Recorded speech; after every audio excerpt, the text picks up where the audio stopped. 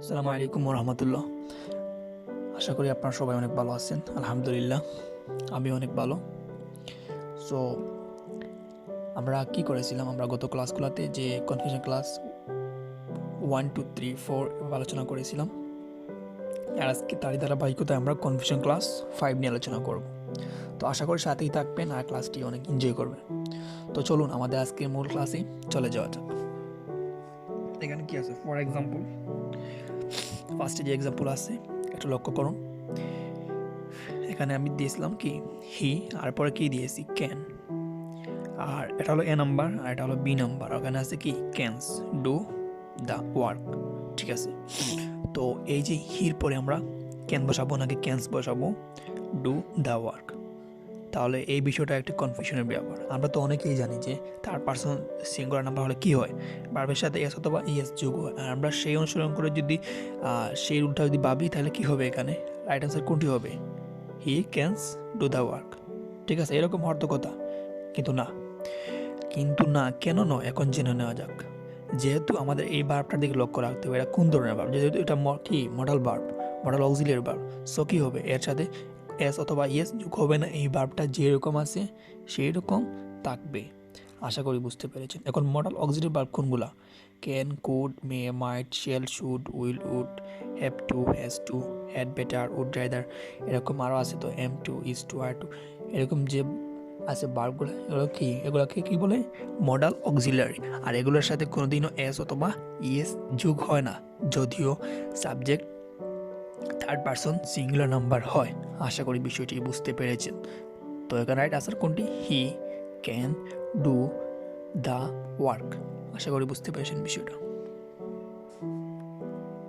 এরপরে আসো, জামাল, এ নাম্বারে আছে মে, বি নাম্বারে মেস কাম, অর্থাৎ জামাল আসতে পারে। তো সেম প্রবলেম, এটা তো একটি নাম, অর্থাৎ এটি কি থার্ড পারসন কি সিঙ্গুলার। সো আমরা সেই অনুসরণ যদি আমরা সেই আমাদের রুলটি মনে করি তাহলে কি হবে, এখানে রাইট আনসার কি হবে? মেস হবে, কাম হবে। কিন্তু না, আদৌ কিন্তু এই রুলটা সেখানে কি এলাও নয়। সো আমরা কি করবো, এখানে আমরা রাইট আনসার কোনটি হবে?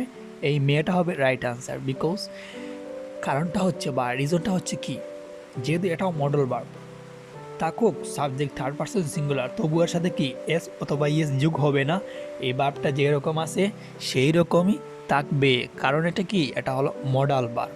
আশা করি বিষয়টি আপনারা অনেক ইজিলি বুঝতে পেরেছেন। এরপরে আসো, এখানে কি আছে, সিম আগের মতো হি শুডস, আর বি নাম্বার কি আছে, should do the work.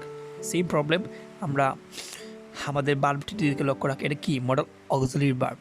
So কি হবে, এর সাথে এস অথবা ইএস যোগ হবে না, এই ভার্বটি যেরকম আছে কি সেই রকমই থাকবে।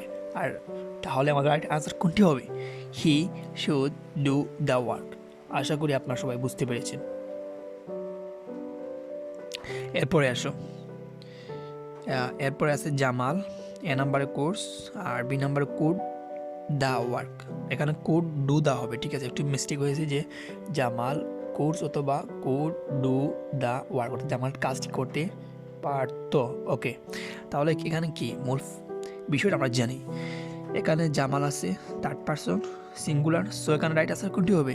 এ নাম্বারটা। ওকে, কি এটা ন, কারণ কি এটা হচ্ছে মডাল অক্সিলারি, আর এর সাথে তো আমি বলেছিলাম যে এস অথবা ইএস যোগ হয় না, যদিও কি সাবজেক্ট থার্ড পারসন সিঙ্গুলার হয়। আর তাহলে রাইট আনসার কোনটি হবে? এই যে বি নাম্বারটা রাইট আনসার, অর্থাৎ Jamal could do the work. আশা করি বিষয়টি বুঝতে পেরেছেন। এরপরে আসো, আজকে যদি ক্লাসটি আমরা শর্টকাটে আনতে চাই বা বুঝতে চাই তাহলে কি করতে হবে আমাদেরকে? শর্টকাট মডাল ভার্ব যেমন may, might, shall, should, can, could, will, would, ought to, have to, had better, be to, অর্থাৎ বি টু বলতে কি, এখানে এম ইজ আর ওয়াজ এগুলো বোঝানো হয়েছে যে টু ইত্যাদির সাথে কখনো এস অথবা ইএস যোগ হয় না, subject third person singular number হলেও। মডাল ভার্বের পর কি হয়? ভার্বের বি ওয়ান হয়।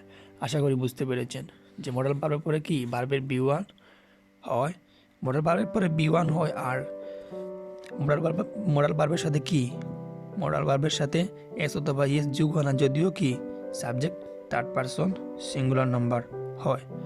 আশা করি আজকের বিষয়টি অত্যন্ত ইজিলি বুঝতে পেরেছেন। আর আবারও কনফিউশন ক্লাস 6 নিয়ে আপনাদের সামনে উপস্থিত হব। আর সেই পর্যন্ত সবাই ভালো থাকবেন, সুস্থ থাকবেন। আসসালামু আলাইকুম ওয়া রাহমাতুল্লাহ।